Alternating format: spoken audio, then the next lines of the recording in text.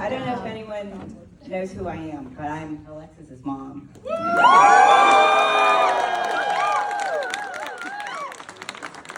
been really easy because she just does it all. Anyway, I wanted to thank all the people that have come from so far away to share this time with Alexis and Kevin and wish them well on their marriage. So, how did this love story start? It all began when Alexis and Kevin were both in 10th grade. Alexis was a new student at Stanton College Prep when she excitedly told me about meeting a classmate named Kevin. She told me Kevin asked her if her brother was adopted. What? Alexis, please explain to me what you said to Kevin. She had told Kevin that Brian was Chinese, when she should have said she was Chinese. Alexis is often mistaken for Hispanic. I guess Kevin might have thought that she was Hispanic, and so asked if Brian was adopted. I thought this story was hilarious. My usually articulate Alexis had been bewitched by Kevin, and was now quite flustered speaking to him. In fact, I felt this conversation seemed somewhat discombobulated. She clearly seemed smitten by him. Who was this Kevin? He must be someone special. This was just the beginning. Their romance continued to grow through high school.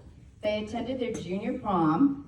In their last year at Stanton, they planned to go to the senior prom. So Alexis asked me if she could wear my old Miss UF gown.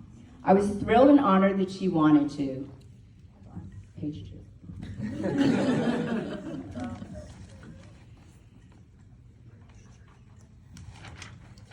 All right. Okay. The gown was lavender and had a sequin bodice and a chiffon skirt. We updated the dress by attaching a dainty lavender velvet sash between the bodice and skirt, which could be tied into a small bow in the back. She looked radiant.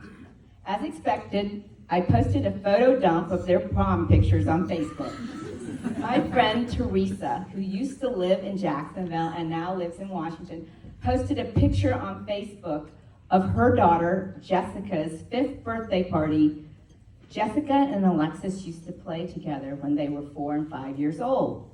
In the front and center of Teresa's picture were Alexis and Kevin seated next to each other on the Jacksonville Zoo's train with Jessica, the birthday girl, right next to them. Alexis's little brother Brian was also in the picture in the back of the train. Alexis and Kevin were randomly seated by one another in the picture and did not even know each other. Teresa and I agreed that if these two ever get married, this picture must be in the slideshow. I hope you know what picture I'm talking about. Unfortunately, I wasn't able to do a slideshow here, but I think it's on the internet or something like that. And here we are. Kevin and Alexis, just a second. Kevin and Alexis both graduated with undergraduate degrees from UF. His degree was in finance, and hers was in interdisciplinary studies. Alexis graduated from UF with her medical degree as well. After medical school, they both wanted to move to a larger city. They were excited when Alexis matched at UT Southwestern and MedPeds in Dallas. It was a big move across the country and the start of 2 new jobs with huge adjustments. It comforted me that they had each other's love, emotional support, and companionship, especially during the loneliness and difficulties of the pandemic. I know this period definitely strengthened their love. While writing this toast, I have been reflecting a lot on my role as a mother. From the beginning, I have felt privileged to have Alexis as my daughter. I remember when she was a toddler. I would snuggle with her and read her bedtime stories. She was so small and precious, and she viewed me as the center of her world. As she grew up, I knew other people, goals, and things would replace me. Those moments gave me great joy, which I thought could never be beat. Fortunately, I was wrong. I have many special memories of mother-daughter activities with Alexis, ballet photo shoots, Nutcracker, and dance recitals. However, one particularly exceptional memory was the night of the eve of her 16th birthday.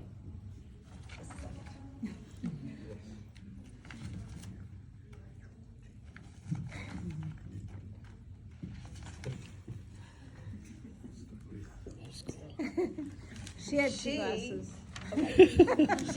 She asked me to accompany her to the Deer Creek Golf Course. We were wandering around the golf course while all the neighbors seemed to be asleep. We were dancing and talking about life. She was doing cartwheels. It was a perfect night. She told me that she didn't want to grow up or get any older. That night was precious to me.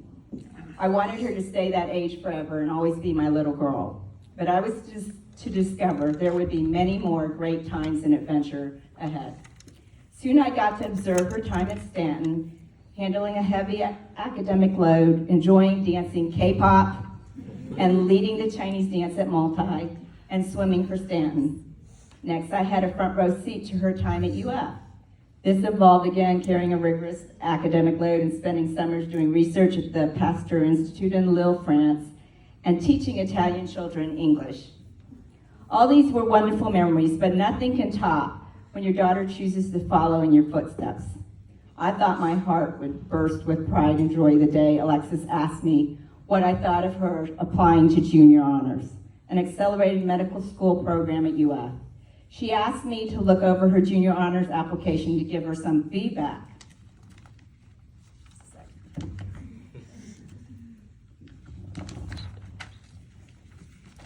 When I read it, I knew she would very likely get in, and she got in. Next, I followed her stretch at UF Medical School, studying, volunteering, doing research, and leading the school's mission trip to Haiti. This was followed by UT Southwestern MedPeds residency for 4 years, and during this time she was named one of the chief residents. And just recently she matched for a Peds Hem-Onc fellowship at Children's Hospital of Philadelphia. Alexis's accomplishments amaze me. I am in awe and so proud of her. Yet I am humbled that this young lady calls me for advice. We talk frequently. Sometimes she will ask me what I think about a work or personal problem. Other times she will want to discuss a bad day at work and get it off her chest. Occasionally she will ask me my thoughts on papers, etc. Lately she has been calling often with wedding questions about the dress, flowers, dance routines, the photographs, and of course the cake. Alexis, I've enjoyed every second of planning your wedding with you. I will always be your greatest supporter. I feel so privileged, grateful, and blessed to have you as my daughter. I never thought I would ever be ready to give you away. However, I have observed these two for quite some time. I watched Kevin grow into a wonderful and responsible young man. You share many interests such as cooking, traveling, and going out to eat.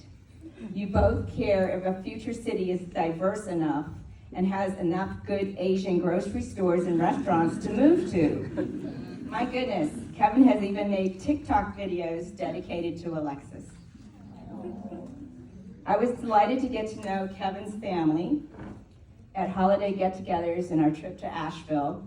Thanks Jen and Ming for your hospitality, friendship, and for raising such a grounded young man. Back in February of 2022, Kevin invited Brian and me out to dinner. After dinner, he told us he was going to propose to Alexis and was asking for our blessing. We both immediately said yes. We were so excited. Then he videoed our response. We happily laughed throughout the video as we gave our blessing. It was a joyful bonding moment, and I was grateful for this respectful gesture by Kevin. Kevin had already made a similar gesture to Joe.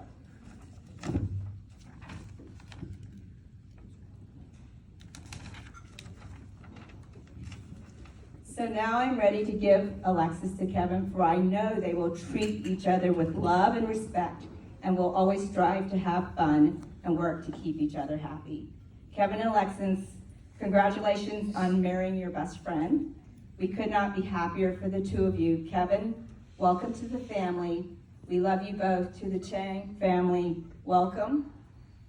All my love, your mama.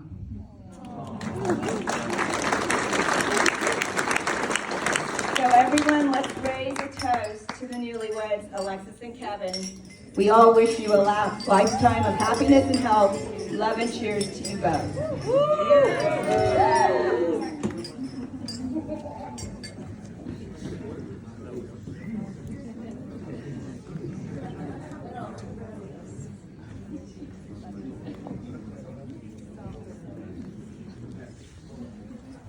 All right, everyone, Kevin and Alexis